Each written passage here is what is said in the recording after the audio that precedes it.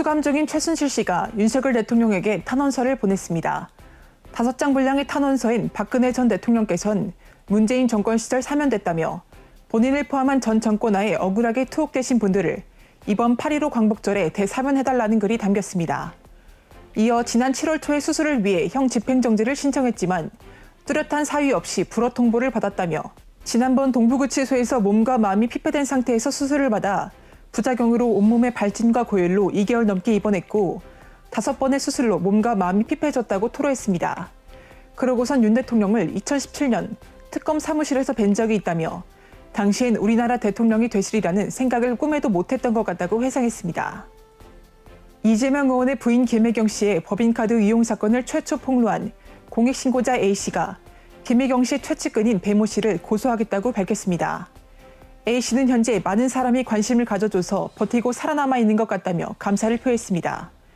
또한 다음 달 종료되는 신변보호 조처에 대해선 연장이 되길 바란다고 희망했습니다. 연장이 실패될 경우 A씨는 다음 달부터 신변보호를 받지 못하게 됩니다. 최고위원 선거에 나선 고민정 의원이 자신이 지난 대선 후보 경선 때 이재명과 이낙연 후보 그 어느 편도 들지 않았다고 강조했습니다. 이낙연 전 대표가 본인의 후원 회장을 맡았었지만 친명계가 당권을 휘어잡자 선긋기에 나선 것입니다. 이어 이낙연 대표도 이재명 의원도 모두 우리가 지켜야 할 우리의 소중한 자산이라며 자신을 친문이 아닌 민주당 의원으로 봐줄 것을 호소했습니다.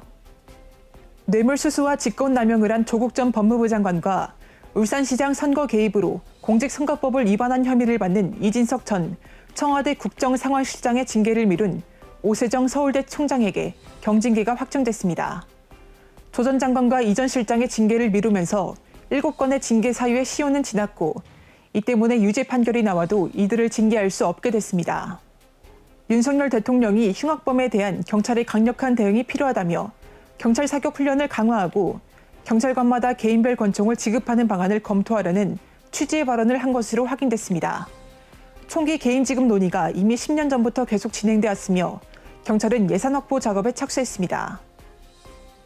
프랑스 정부가 외국에서 성소수자들의 권리 신장을 위해 LGBTQ 대사 자리를 새로 만들기로 했습니다. 전 세계적으로 성소수자에 대해 차별이 있어서는 안 된다며 이를 지원할 LGBTQ 센터 자금을 마련하고 있습니다. 국가인권위원회가 100개의 핵심 인권과제를 윤석열 대통령에게 전달했습니다. 이 계획엔 사형제 폐지, 포괄적 차별금지법 제정이 담겨 있었습니다. 또한 성소수자에 대한 특별한 보호체계를 요구하기도 했습니다. 이뿐 아니라 단순 파업에 대해서도 이를 비범죄화해야 한다고 하며 파업 손해배상 청구도 제한해야 한다고 말했습니다. 군 당국이 올해부터 온라인 방식으로 군 성폭력 실태 조사를 실시합니다. 하지만 일반인도 참여할 수 있고 중복 참여도 걸러내지 못해 뒤늦게 조사가 중단됐습니다. 군은 새 여성폭력 방지 정책 기본 계획에 따라 올해부터 매년 성폭력 실태 조사를 진행하게 됩니다. 말보로와 아이코스 등으로 유명한 국내 점유율 2위 담배 기업 한국필립 모르시에가 조만간 영업정지 처분이 내려질 전망입니다. 담배사업법은 담배회사가 제품 성분을 측정하고 그 결과를 보고하도록 되어 있지만 이를 제출하지 않았기 때문입니다. 회사 측은 처분이 너무 과도하다며 법적 대응을 준비 중입니다. 낸시 펠로시 미국 하원의장의 대만 방문에 격분한 중국은 군용기 100여 대를 동시 투입하며 탄도미사일 9발을 발사했습니다. 이 중 5발가량이 일본의 배타적 경제수역 안쪽으로 떨어졌습니다. 일본 정부는 즉각 일본 국민의 안전에 관련된 중대한 문제라며 군사훈련 중단을 요구하고 나섰습니다. 이것으로 마치겠습니다. 시청해주신 여러분 감사합니다.